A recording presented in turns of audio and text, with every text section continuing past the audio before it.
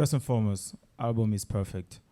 So I'm assuming you're giving it a 5 I mean, or 4.9 recurring. nah. Perfect. Off the scale at this point. The reason why I love the album is primarily because of how well executed it was. I think it was one thing to be ambitious about wanting to have a concept album. It's another thing to execute it and to hit the nail right there. Kendrick did a lot of research for this album. He went through a lot of work to make this album the quintessential classic album that it is, in terms of gathering the musicians, in terms of the life experiences that he had to pull from, in terms of the sample that he collected for it, and just the sheer length he went to. Like a lot of these songs on here are original songs. The song that you mentioned, These Walls, is an original track. There is no sample there. He got a lot of musicians in the room and they started jamming and they created that song from scratch. I feel that was an element of hip hop that's not seen as often in the mainstream.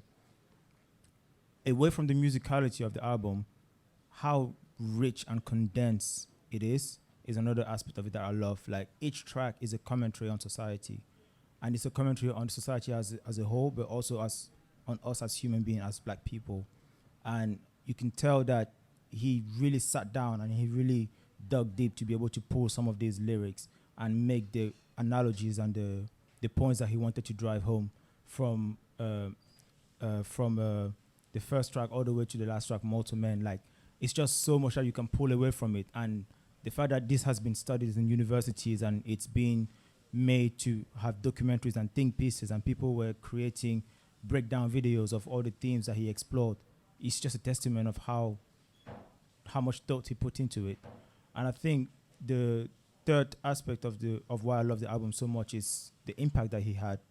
Like the fact that I personally saw a revival of jazz, and I started incorporating jazz into my everyday playlist a lot more based on this album. I saw a lot more artists putting live instrumentation into their music.